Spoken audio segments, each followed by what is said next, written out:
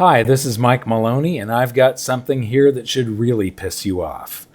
Bank bail-ins are back, and they begin in Austria. Now, before I get to the part that should piss you off, I want to say that there's something interesting about this, because back in the Great Depression started in the United States, and it spread throughout the world. But the first wave of bank failures and bank runs happened in the United States. And then in May of 1931, the largest bank in Austria, the Kreditanstalt, collapsed because of bank runs. And by the way, this should be one word, not spelled with a hyphen like this.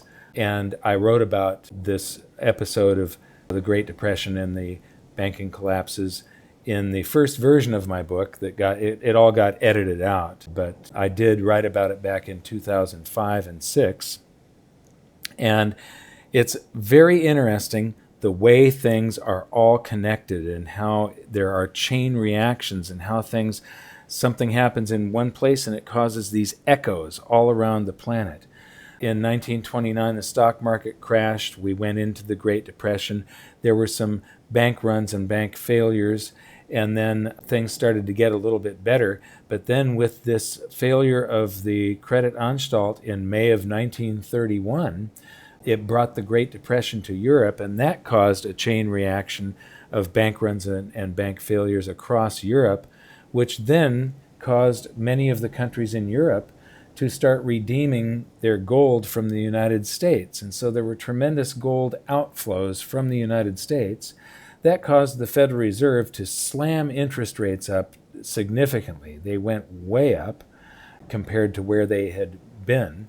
And that caused a second wave in the Great Depression of bank runs and bank failures and caused the Great Depression to become much, much worse. But getting back to the just announced 54%, now these bank bail-ins were actually announced on Sunday, and it was on my own website on Monday, and I missed it because I was busy doing the video about Janet Yellen meeting with Barack Obama and the fact that the news media didn't even report that she had just come from a Fed governor's meeting, and they always report on the Fed governor's meetings when they're setting monetary policy, which was what they were doing. So this could be part of what the Fed governors were talking about and what Janet Yellen and the president were talking about, because this is significant. All of Europe has adopted these new bail-in procedures, and most other advanced countries also have instituted bail-in procedures. So this is a 54% haircut of senior creditors. And it's very interesting. If you go down here to the announcement, 100% bail-in for all subordinated liabilities, and a 54% bail-in for all eligible preferential liabilities. So if you're a subordinated liability, you lose everything. If you're eligible to be preferential, it means you only lose 54%. Now, I went to this Forbes article here. These bail-ins, this all started in Cyprus back in 2012, and this says it's another crony bankster scam. I love that because what they did here was they sort of inverted things. In the end, it amounts to the cronies, other banks and government, and non-cronies. The cronies get 100% or more. The non-cronies, including non-interest-bearing depositors, who should be super senior, get kicked in the guts instead.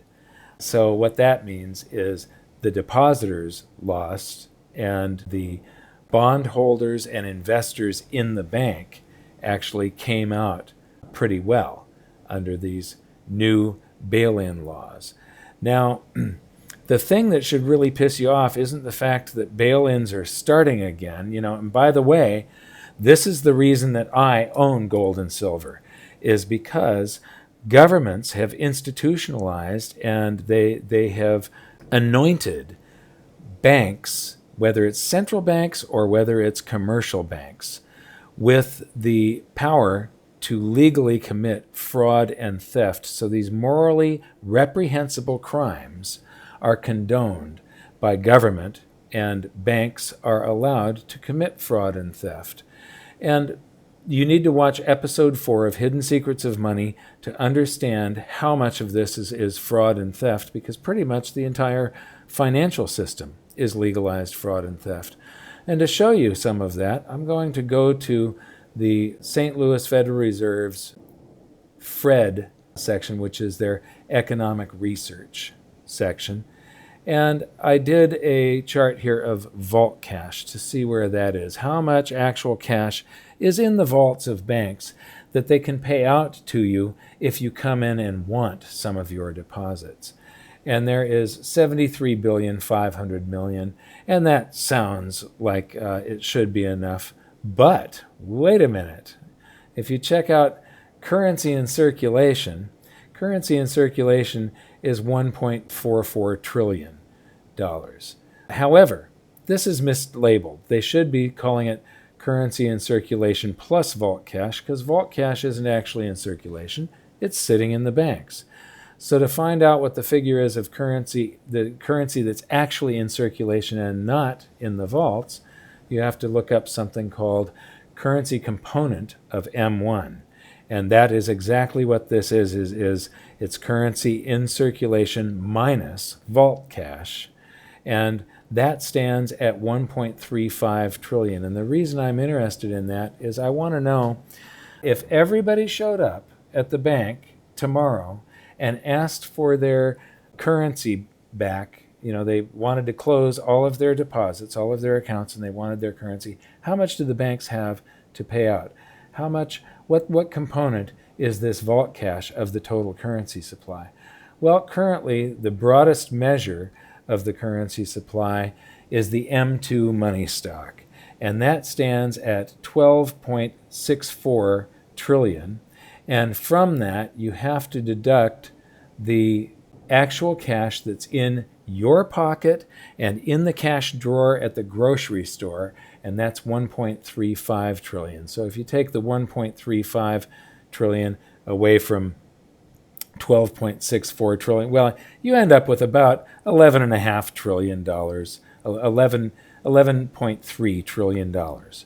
So if you take the $11.3 trillion and if you divide the vault cash, the $73 billion, by the $11.3 trillion that's actually in the banks have a little over a half a cent for every dollar that we've deposited to pay us back with.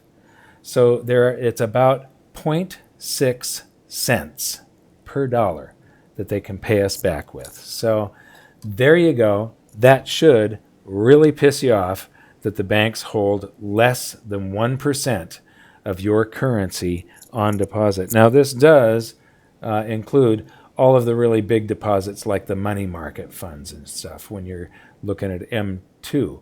But, back in March of 2006, they hid M3 from us, and M3 was significantly higher than M2. It still is. So this isn't even the broadest measure of the currency supply. I would bet that the banks have less than half a cent in their vaults to pay us back if we come asking for our deposits. So, what's interesting is this story was on my own website, goldsilver.com, on Monday. I missed it. I'm sorry I didn't report it to you earlier. But we have somebody there that has been working tirelessly for over a decade, scouring all of the stories out on the internet and bringing you cutting-edge news. And there's somewhere between usually 50 to 150 stories a day that get posted on goldsilver.com. So I encourage you to go and read some of this news, because it truly is cutting-edge news. We usually have it before anybody else has it. But if you like this video, please like it and share it, and visit goldsilver.com for news. Thank you very much. We'll see you next time.